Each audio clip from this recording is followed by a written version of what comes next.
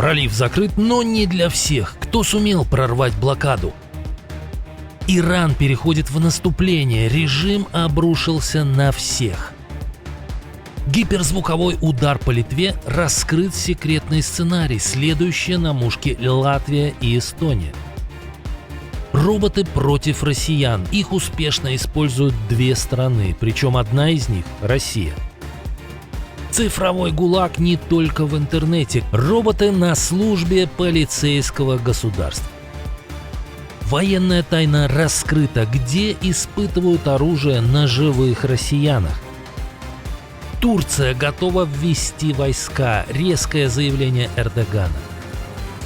Орбан проиграл, но ему быстро нашлась замена. Кто озвучил планы на раскол западного единства? Об этих и других событиях к вечеру вторника, 14 апреля. Ключевые события дня без лишних слов. Это Нехта. Оперативно о главном в Украине, России, Беларуси и мире. Первые сутки блокады и первая неудача, несмотря на то, что Пентагон направил к Ормузскому проливу 15 кораблей. Первое судно смогло прорваться через этот кордон. Как пишет Bloomberg, это танкер Rich Starry. Он связан с китайской компанией и ранее попал под санкции США за помощь Ирану в обходе нефтяных ограничений. Маневр выглядел как проверка на прочность. Судно сначала развернулось у берегов Ирана, затем пошло снова, уже заявив, что находится под китайским управлением. Это стандартная схема ухода от санкций, но сейчас она стала прямым вызовом инициативе Дональда Трампа по морской блокаде Ирана. Киев за 3 дня захватить не получилось, но 3 страны за 3 месяца вполне. Аналитики Балтийской оборонной инициативы заявили, Россия теоретически может взять страны Балтии за 90 дней, при этом Литва – самая уязвимая цель. Россия может нанести по Литве сокрушительный удар с использованием гиперзвуковых ракет и БПЛА. Это позволит в течение 60 дней уничтожить большинство важных объектов на территории страны.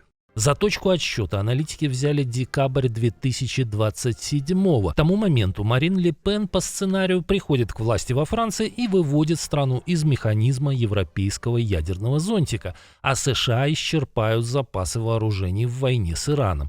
Так что защищать страны Балтии будет некому и нечем. При этом Владимир Путин публично отрицает планы войны с Европой, но добавляет, если конфликт начнется, ответ будет немедленным.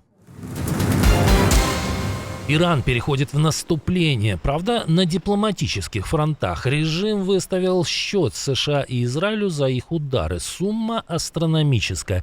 Ее озвучила официальный представитель Исламской Республики Фатиме Махаджирани. А это ни много ни мало 270 миллиардов долларов. Во столько оценили в Тегеране разрушенную инфраструктуру и ущерб от остановки заводов. Причем пресс-секретарь режима оговаривает, что это пока сырые оценки. Аппетиты у мул растут. Иран требует компенсации не только от США и Израиля, но и от стран региона – Саудовской Аравии, ОАЭ, Катара, Бахрейна и Иордании.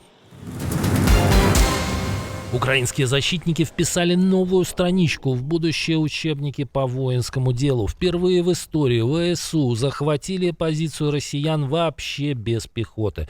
В бой шли только дроны и наземные роботы. Оккупанты сдались, а операция прошла без потерь. Об этом заявил Владимир Зеленский, вручая награды работникам военно-промышленного комплекса. Росія не вперше прийшла знищити нас, українську державність і волю. Але зараз українці на найбільш сильних позиціях, ніж це було раніше. А это в немалой степени стало возможным благодаря усилиям сотен тысяч работников ВПК страны.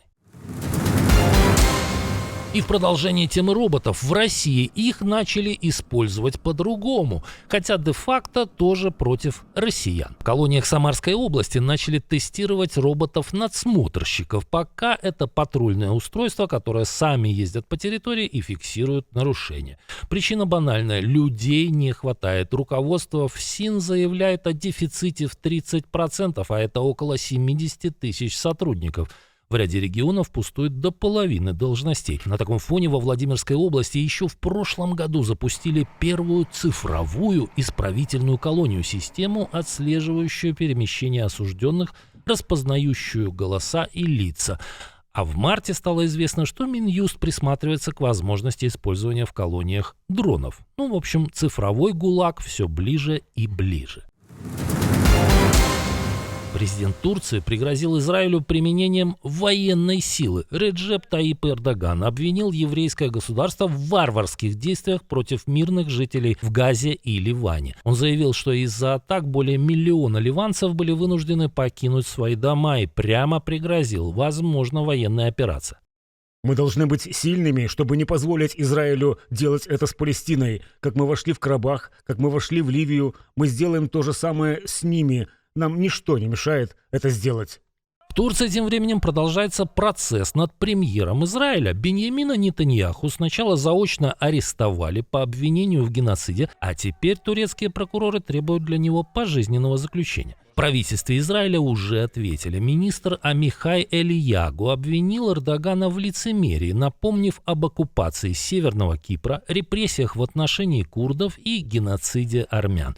Политик предложил полностью разорвать дипломатические отношения с Анкарой. Полностью отказаться от русских названий сел. На такой шаг идут в одной из стран Центральной Азии, в Кыргызстане. Как заявил президент страны Садыр Жапаров, это произойдет до конца следующего года. Процесс уже запущен. С 2021 года переименовали более 15 населенных пунктов. Это часть более широкой политики – избавиться от советского и российского наследия в топонимах и закрепить собственную идентичность страны. Интересно, как скоро кремлевские пропагандисты затрубят о русофобии и начнут намекать на вторую СВО. Как думаете? Виктор Орбан потерпел сокрушительное поражение, но у Кремля в регионе появился другой союзник. В Словении новый спикер парламента пообещал вынести на голосование вопрос о выходе из НАТО. Зоран Стеванович говорит прямо: страна должна сотрудничать со всеми, но не подчиняться. У меня нет пророссийских взглядов, только прославянские. Мы утверждаем, что Словения должна вести политику самостоятельно, суверенно. Мы категорически против вмешательства в иностранные военные и дипломатические споры, потому что Словения никогда не получает от этого выгоды. Председатель Госсобрания ссылается на то, что проведение референдума о выходе из Североатлантического альянса было предвыборным обещанием его партии «Правда». Я хотел бы строить мосты, чтобы хорошо работать со всеми странами, независимо от стены, возведенной между Западом и Востоком, поэтому я планирую скоро посетить Москву. При этом из Европейского Союза Стеванович с соратниками выводить страну не собираются. По словам спикера, люди этого не поддержат, ведь ЕС дает стране ощутимые выгоды. Но, по словам политика, не Брюссель, а Любляна должна стать главным центром принятия решений для Словении. Что-то очень похожее годами было слышно из уст другого политика, но по-венгерски. Доктор Менгеле давно в аду, но дело его живет. Оказалось, что в одной стране все еще ставят жестокие опыты на людях. И, наверное, вы уже догадались, в какой. Речь о НИИ при Минобороны РФ, где по данным проекта проводят эксперименты с артиллерией на собственных солдатах. Но они якобы добровольцы. Военных используют, чтобы понять, как снаряды различных калибров воздействуют на человека. Испытания идут на специальном полигоне с имитацией окопов и техники. Участникам замеряют работу сердца и нервной системы, берут анализы. С 2015 года этот институт единственный в системе Минобороны, которому официально разрешены эксперименты на людях. Уже в первый год собрали более 300 таких наблюдений. Но институт связан не только с оружием, но и с разработкой средств защиты, стимуляторов и, по данным расследования, с программами химического оружия. В частности, с отравлением Сергея Скрипаля. Россия вернулась к полномасштабным обстрелам Украины. Ночью был атакован Измаил. Удар пришелся по порту и прилегающим объектам. Повреждено гражданское судно, инфраструктура и оборудование. После попаданий вспыхнул пожар. Его удалось быстро потушить. По данным властей, разрушено здание СТО, уничтожены 2 автобуса и 7 легковых авто, повреждены причал, баржа, машина скорой помощи. ряд частных домов. В Харькове российский дрон попал в многоэтажку. Об этом сообщил мэр Игорь Терехов. Почти одновременно атаковали и Кривой Рог. Там дроны повредили инфраструктуру и вызвали пожар. За ночь Россия выпустила 4 ракеты и 129 дронов. В Украине выявлены десятки тысяч бездомных, причем речь идет о чиновниках. Как пишет NGL Media, число госслужащих, которые не указывают в декларациях ни одного жилья, превысило 64 тысячи. Среди таких бомжей местные чиновники, силовики, военные и даже сотрудники офиса президента. Проблема в том, что по закону они обязаны указывать любую недвижимость, даже если просто живут в ней бесплатно, но в декларациях пусто. Главное, контроль почти отсутствует. Национальное агентство по вопросам предотвращения коррупции получает более 500 000 деклараций в год, но полноценно проверяет лишь немногим более 1000. Дональд Трамп включил заднюю передачу. Президент в очередной раз опубликовал ИИ-картинку, где он выглядит как Иисус, исцеляющий людей. Но через некоторое время она исчезла. Многие посчитали, что хозяин Белого дома испугался лавины критики от верующих, но у Трампа другое объяснение. Это был я опубликовал это, и я думал, что это я, как врач. И это было связано с Красным Крестом, как сотрудник Красного Креста, который мы поддерживаем. Трамп обвинил либеральные СМИ, мол, только они могли увидеть в этом изображении Христа. И только фейковые новости могли такое придумать. Так что я просто услышал об этом и сказал, как они это придумали. Предполагается, что это я, как врач, помогающий людям выздоравливать.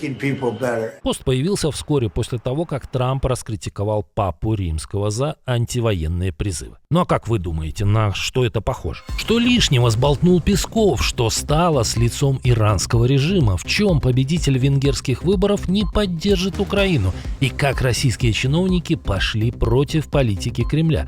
Об этом мы рассказывали в прошлом выпуске. Посмотрите, если еще не видели. Увидимся уже утром.